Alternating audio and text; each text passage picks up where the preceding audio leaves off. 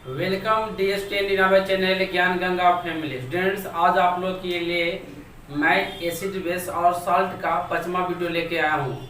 इस वीडियो में हम बेकिंग सोडा का chemical name, formula, formation, properties और इसके यूज के बारे में हम स्टडी करेंगे। तो आइए सबसे पहले देखते हैं इसका बेकिंग सोडा का केमिकल फार्मूला क्या होता है। तो केमिकल फार्मूला होता है Na2CO3 10H2O। ये वाटर के प्रेजेंट के रहने के कारण ही इसे क्या नाम पड़ गया है, बेकिंग सोडा।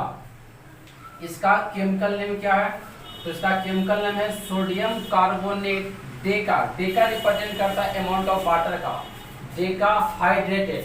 अगर आप सिंपली ये कहीं पे लिख देते हैं सोडियम कार्बोनेट तो भी चलेगा, लेकिन ये आप लोग को लिखने डेका हाइड्रेटेड लिखने से ज़्यादा क्या था वो बेहतर होता है। इसके बाद अगला हमारा ये फॉर्मेशन है।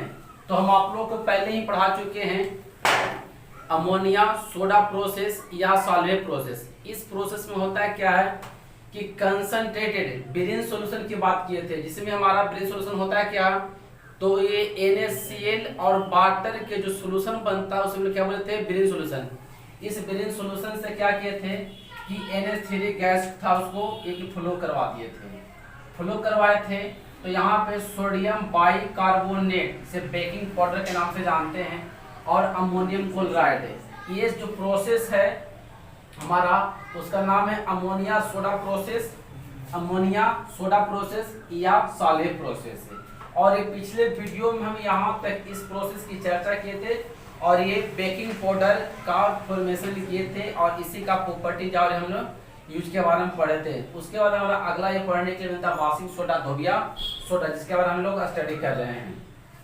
तो ये तो यहाँ तक किसी तरह का प्रॉब्लम नहीं होना चाहिए कि ये सारा प्रॉब्लम पहले ही हम लोग डील कर चुके हैं पिछले वीडियो में।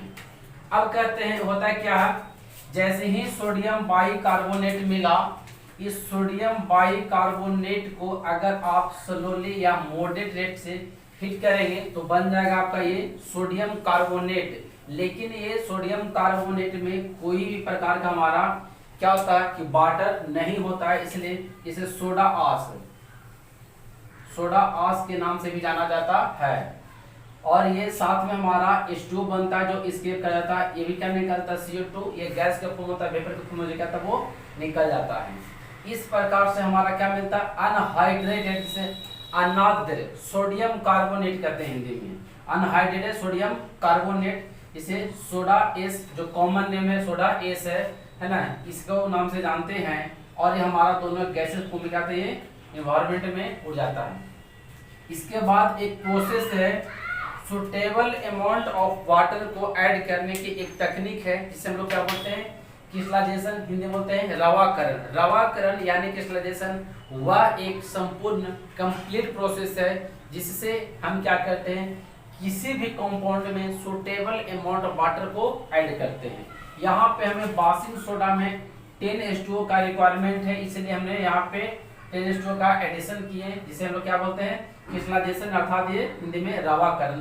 तो यहाँ से बन गया हमारा Na2CO3 ये 10H2O, इसे बेकिंग सोडा कहते हैं। यानी कि हमारा इसका नाम क्या था, सोडियम हाइड्रेटेड डेका हाइड्रेटेड। अब बात करते हैं यहाँ पे इसका एक मोस्ट इम्पोर्टेंट प्रॉपर्टी है, प्रॉपर्टी के या हमारा CBSE में या बिहार बोर्ड में इसे उत्फुलन, उत्फुलन के नाम से जाना जाता है। उत्फुलन यानी कि फ्लोरोसेंस होता है क्या, तो जैसे ही बेकिंग सोडा को आप इन्वायरमेंट में रखेंगे तो उससे वाटर का 10H2O अमाउंट क्या करता है वो सेपरेट हो जाता है और हमारा सिंगल अमाउंट ऑफ वाटर क्या था वो बचता है। जो ये जो बचता है वो एक पाउडर होता है, पाउडर कैसा था, व्हाइट पाउडर होता है, जिसे मोनोहाइड्रेट, मोनो का मतलब होता है एक H2O, डाई का मतलब 2, ट्राई का मतलब 3, टेट्रा का मतलब 4।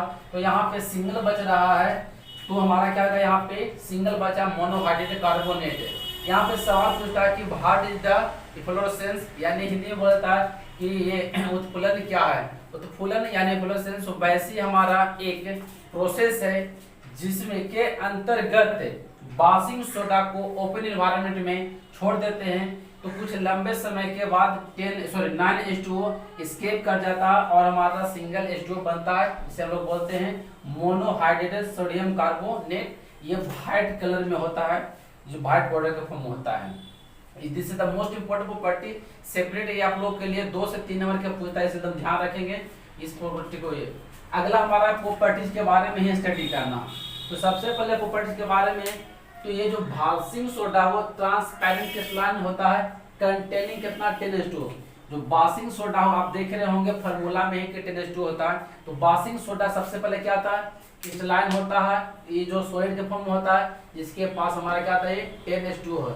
दूसरा क्या आता है, इट इज कितना सोलुबल इन वाटर, जैसे ही इसे वाटर में डालेंगे तो ये क्या जाएगा, ये डिजोल्व हो जाएगा। इसके बाद क्या आता है, जब इसे हम वाटर से रिएक्शन करवाते हैं, डिजोल्व के अंतर करते हैं, तो हमारा यहाँ पे बन जाता है एक बेस। ये क्या बन जाता है, बेस बन जाता है NaOH। देखिए यहाँ पे डाले हैं रिएक्शन में Na2CO3 अनहाइड्रेटेड सोडियम कार्बोनेट को वाटर से रिएक्शन करवाते हैं 2H2 से, तो बन गया A2NaOH और H2CO3। This is the carbonic acid. क्या होगा, ये कार्बोनिक एसिड। और हम पिछले स्टार्टिंग के वीडियो में पढ़ाए थे कि एसिड का क्लासिफिकेशन। दिस इज द हमारा कितना, हमारा ऑर्गेनिक एसिड भी है। ऑर्गेनिक एसिड बताया थे वो एसिड होता है जो कार्बन कंटेनिंग होता है, और इनऑर्गेनिक वो एसिड होता है जो कार्बन कंटेनिंग नहीं होता है, जैसे अम्ल राय, किंग ऑफ एसिड H2SO4। यहाँ पे देख रहे हैं कि हमारा कार्बन है, जिसका कितना कार्बोनिक एसिड, क्योंकि कार्बन कंटेन है।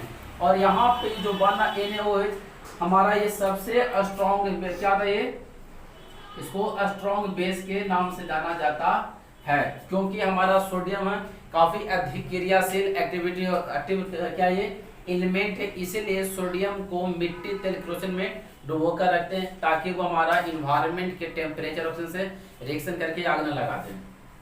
चलिए अगला हमारा पार्ट इसमें है एक्शन ऑफ हीट, या इसका मतलब हो गया कि सोडियम कार्बोनेट को आप हीट करेंगे तो वहां से 9H2 क्या जाएगा, ये उड़ जाएगा। अगर ये हम हीट करते कितना नेचुरली तौर से, यानी नेचुरली आप हीट करेंगे तो धीरे धीरे इसमें से 9H2 क्या होगा, ये रिमूव होगा, जिसका चर्चा हम लोग यहाँ पे किए थे कि इसको जैसे ओपन एनवायरनमेंट में छोड़ देते हैं एक्सपोज होने के लिए, तो हमारा एक क्या था प्रक्रिया होता है जिसे इफ्लोरेसेंस कहा जाता है, यानी हिंदी में उत्फुल्लन। इसके अंतर्गत क्या था हमारा कि Na2CO3 और मोनोहाइड्रेट बन जाता है, बाकी क्या था ये 9H2O निकल जाता है। जैसे ही आप यहाँ से छोड़ेंगे एयर में एक्सपोज कर जाएगा 9H2O, अब बचेगा कितना, ये मोनोहाइड्रेटेड कार्बोनेट बच जाएगा। लेकिन अगर आप इसे आर्टिफिशियल रूप से हीट करेंगे तो टोटल यहाँ से क्या निकल जाएगा, हमारा 10H2O निकल जाएगा, और बचेगा कितना Na2CO3 बचेगा, ये पार्ट बचेगा, जिसे हम लोग सोडा एस के नाम से जानते हैं। यहाँ पे मैंने लिखा हुआ है, यहाँ पे हमने लिख दिया था सोडा एस। अगर Na2CO3 है जो कैसे बना है, तो हमारा आर्टिफिशियल यानी कृत्रिम से गर्म करने पर गर्म करेंगे तो वहां से ये निकल जाता। ये आगे की प्रॉपर्टी में दिखाएंगे। चलिए ये अगला प्रॉपर्टी एक्शन ऑफ हीट, यानी कि जब इसे गर्म करते उष्मा देते हैं तो क्या होता है। तो देखिए यहाँ पे हमने क्या किया है, हीट कर दिया है। ये जो आप त्रिभुज ट्रायंगल का सिंबल देख रहे हैं, this is the not triangle, this is the symbol of heat, और प्रूफ देता है कि ट्रायंगल का जो साइन है ये क्या रिप्रेजेंट करता है, तो ये रिप्रेजेंट करता है हमको हीट को। अब देखिए यहाँ पे अगर ओपन इन्वायरमेंट में छोड़ देंगे तो नेचुरली रूप से 9H2O ही रिमूव होगा, बाकी सिंगल H2O यानी मोनोहाइड्रेट बच जाता है, जिसे फ्लोरोसेंस कहा जाता है। लेकिन जब इसको हम आर्टिफिशियल रूप से हीट करेंगे तो हीट करने के बाद होता क्या कि हमारा ये Na2CO3 सेपरेट और 10⁻² क्या था, ये सेपरेट। जस्ट लाइक हमारा होता क्या क्रिस्टलाइजेशन प्रोसेस था, यहाँ पे किए थे कि 10H2O को ऐड किए थे, उसी का रिवर्स क्या था, ये हमारा हीट करने पे जो भी आर्टिफिशियली ना कि हमारा नेचुरली में 9H2 निकलता, आर्टिफिशियली में 10H2 निकलता। तो 10H2 निकल गया, इसका कोई प्रोसेस नहीं है, सिंपली हीटिंग प्रोसेस है। और ये अगर ये 9H2 निकलता है, इसे इफ्लोरेसेंस, इसे हिंदी में उत्फुल्लन के नाम से जाना जाता है। चलिए उसके बाद देखते हैं action of acid. Action of acid तो आप जानेंगे सबसे पहले हमारा ये बेस है। क्या ये बेस है, जिसे पढ़ाए थे कि हमारा ये सोडियम बाइकार्बोनेट NaHCO3 ये हमारा बेस है। उसी प्रकार से Na2CO3 ये भी हमारा बेस ही है। तो जैसे ही अम्ल के साथ अभिक्रिया करेगा तो ये बना देगा साल्ट प्लस वाटर, या स्टार्टिंग के चैप्टर में लोग पढ़े थे केमिकल रिएक्शन इक्वेशंस में कि अम्ल और क्षार आपस में अभिक्रिया करके लवण तथा जल का निर्माण करता है, अर्थात acid and base react to each other and form water and salt. लेकिन यहाँ पे कुछ एक्सेप्शन मिलेगा आपको। एक्सेप्शन क्या है कि जैसे ही आप यहाँ पे देख रहे हैं दिस कितना बेस हो गया, दिस कितना हो गया एसिड, तो बेस और एसिड मिलके हमको बनना चाहिए साल्ट प्लस वाटर बनना चाहिए। लेकिन यहाँ पे बन गया कितना, ये तो साल्ट बनना हमारा, ये वाटर बनना, ये एक्स्ट्रा में क्या बन रहा है, ये H2O बनना। ध्यान देने वाली बात ये है, आप किसी प्रकार के एसिड को आप जब लिखेंगे तो वहां पे होता क्या, एसिड और बेस मिलकर हमारा क्या बनना चाहिए, NaCl यानी साल्ट प्लस वाटर ही बनना चाहिए। एक्स्ट्रा में क्या बनता, CO2। इसलिए इस पॉइंट ऑफ व्यू से ये हमारा क्या इंपॉर्टेंट हो गया कि जैसे ही हम सोडियम कार्बोनेट को एसिड के साथ रिएक्शन करेंगे तो 3 प्रोडक्ट बनाएगा, साल्ट, वाटर एंड CO2 बनाएगा। चलिए अगर कहीं पे कंफ्यूजिंग हो तो आप देखे होंगे कि इसके फॉर्मेशन में तीनों भाग लिया था। फॉर्मेशन देख लीजिए आप कीजिए, यहाँ पे NaCl H2O CO2 भाग लिया था और अलगे से हम NH3 गैस का क्या कहते हैं, फ्लो कहते हैं, जिससे हमारा ये सोडियम बाइकार्बोनेट बना था। तो हमारा ये जो आपका प्रोडक्ट दिख रहा है ये हमारा क्या प्रोडक्ट, स्टार्टिंग में फॉर्मेशन में NH3 अर्थात अमोनिया के साथ में क्या था, ये रिएक्शन।